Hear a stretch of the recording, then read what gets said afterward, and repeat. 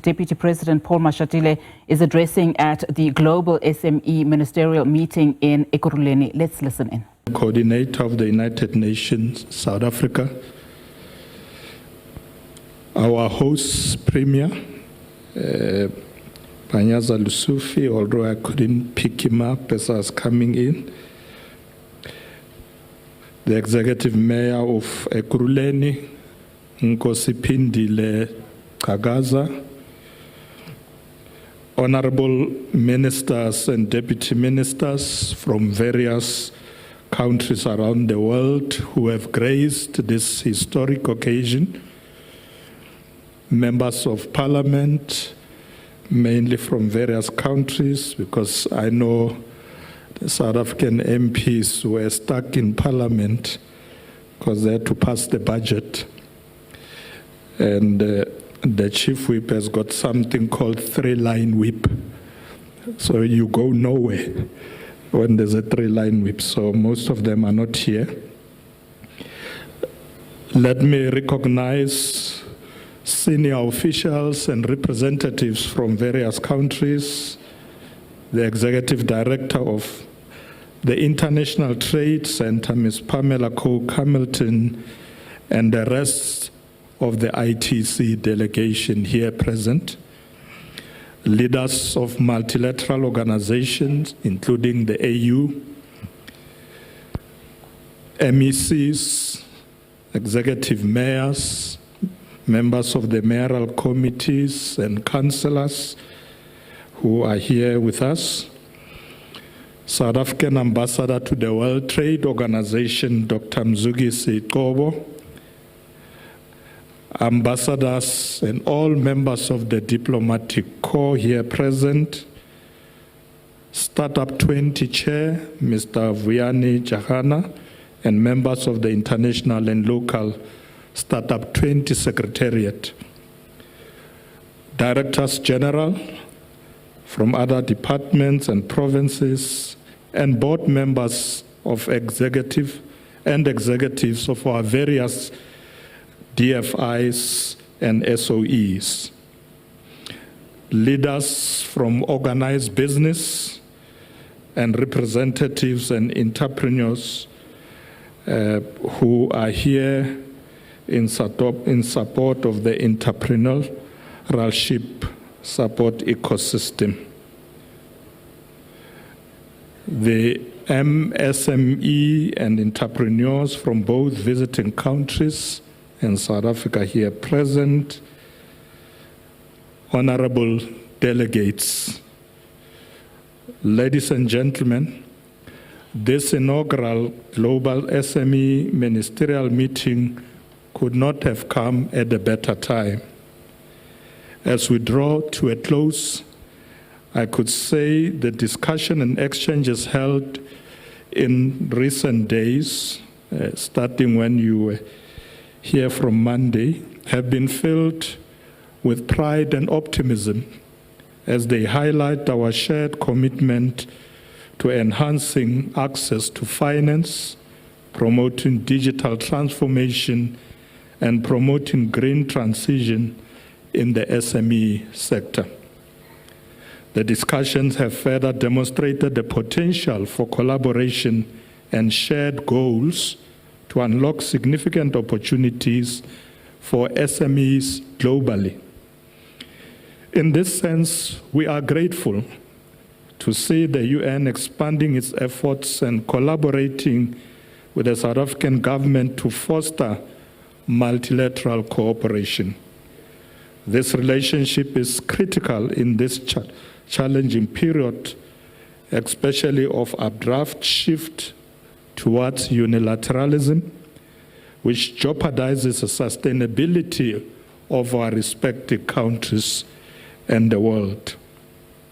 Honorable delegates, South Africa is hosting the G20 summit this year under the theme of solidarity, equality, and sustainability, aiming to champion development or developmental issues in the global south, but particularly in Africa. As we approach the G20 summit, this forum has been essential in bringing together a number of ministers and deputy ministers from the continent and the global south to exchange perspectives. We have heard your voices and will ensure that we champion the issues that you have raised in the broader G20 processes, and in particular during the G20 Leaders Summit in November.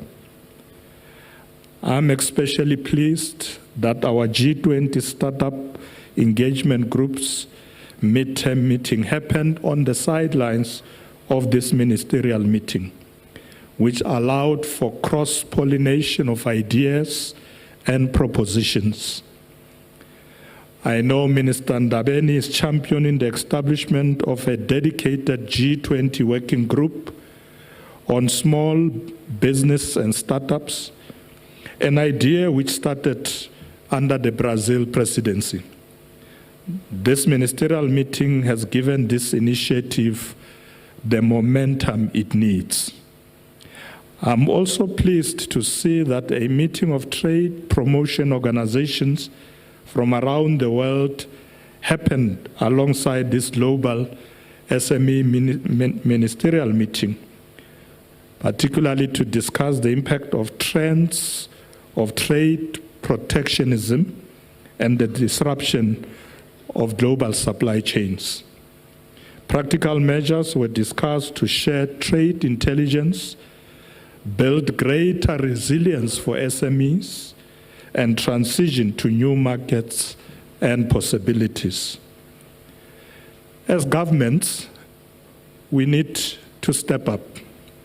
This means we must enhance our capabilities to strengthen trade and economic diplomacy, allowing ourselves to share more effectively in both bilateral and multilateral trade agreements. As South Africa, we are strengthening regional trade through the South African Customs Union, the South African Development Community, and the African Continental Free Trade Area. The Free Trade Area Agreement in particular is a significant achievement in creating the world's largest trade area and unlocking the economic potential of an integrated African market. It promotes trade, investments, and growth, fostering business growth and creating opportunities, particularly for young entrepreneurs.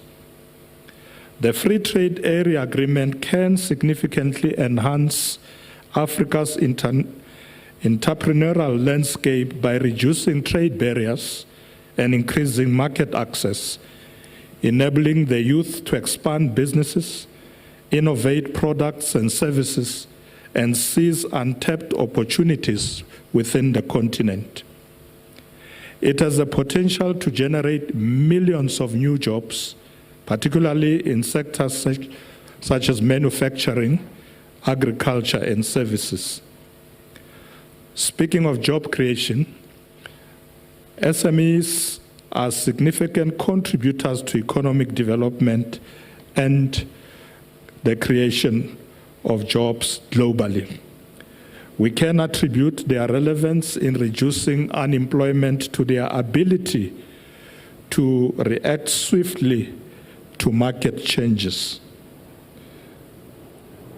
As agreed over the past few days, we must prioritize their development to create jobs, raise incomes, and overall economic growth, all of which will benefit the youth, women, and other marginalized groups.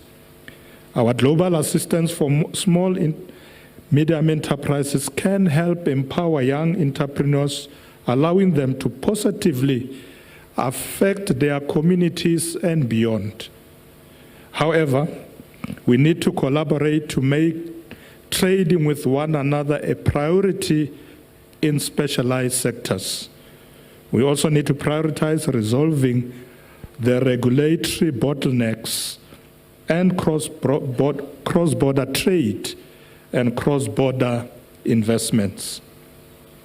Honorable delegates, as we focus on new markets and trade agreements, we must prioritize local value creation and expand local supply chain opportunities for our medium, small, and micro enterprises.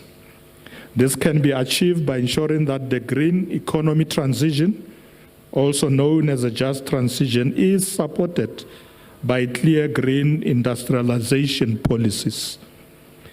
I'm pleased to say that this ministerial meeting considered best practice and policy measures to ensure SMEs benefit from the green economy transition.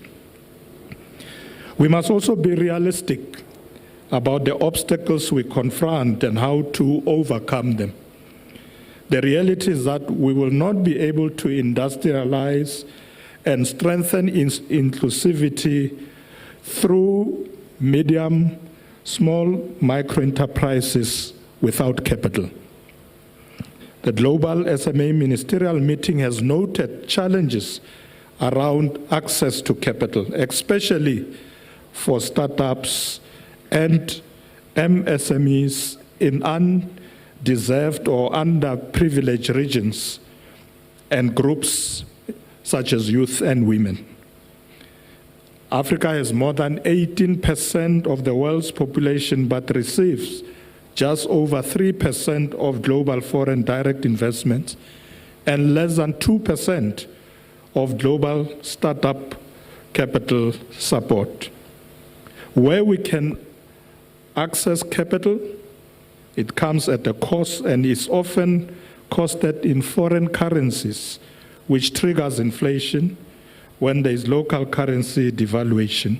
Unfortunately, this scenario is a reality for a significant number of the countries that have convened here. This ministerial meeting has greatly assisted us in looking at ways to de-risk capital investments, especially for MSMEs. This includes better public-private collaboration, where the state de-risks investment through various grants and, in some instances, credit guarantees.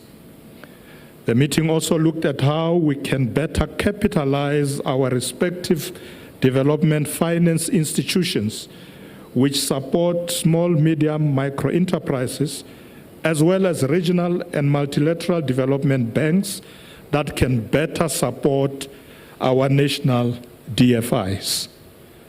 The ministerial meeting considered alternative forms of credit rating to address the issues of inadequate collateral, which is a major challenge in countries with high levels of assets inequality, like here in South Africa. Ministerial meeting also looked at how to make underserved MSMEs, especially those from townships, rural areas, and particularly those in the agricultural sector, and those owned by women, youth, and people with disabilities, more capital ready through pre-investment, business training, and capacity. And we need to emphasize this is very important to ensure that we do assist them with capital-ready initiatives, but also capacity support. In May of this year, through the DTIC, Minister Pakstau launched a 100 billion rand transformation fund over the next 5 years, which will have a strong focus on supporting medium, small, and micro enterprises. We are deliberate about pre-investment support to build a necessary pipeline of compliance and market-ready SMEs. Digital platforms have also become key to providing access to finance, as we have seen through the rapid growth of fintechs around the world. In this regard, our DFIs, such as Small Enterprise Development and Finance Agency, are also developing digital platforms to improve access and turnaround times for applications. Digital platforms have also become key to market access through e-commerce platforms, although this also bring in cheap product which can crowd out local or locally produced goods. So this is a phenomenon that needs to be managed. Digitization and artificial intelligence offer enormous prospects for MSMEs and the strengthening of the support ecosystems. Minister Ndabeni frequently tells us that we must not simply become consumers of technologies developed elsewhere. We must build our own capabilities wherever we are. Indeed, there are also new risks with technology becoming intertwined with trade protectionism. We must address the digital divide through investing in infrastructure and skills, as well as in innovation ecosystems. I believe, Program Director, that this is one of the key matters around which Startup 20 is seized with. We look forward to the Startup 20 Summit of the 13th and 14th of November, where practical policy measures will be announced. Program Director, the Global SME Ministerial Meeting has provided a critical platform for MSME leaders across more than 50 countries to engage and share policy thoughts and best practice. It has provided space to forge new strategic partnerships, both at the bilateral level and with the multilateral organizations represented here.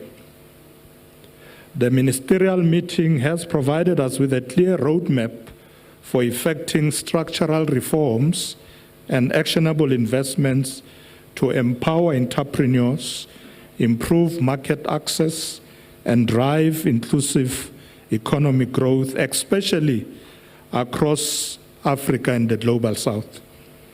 It has given us well-considered policy content on SMEs and startups to take into the G20 Leaders Summit, which we will be hosting here in Johannesburg in November.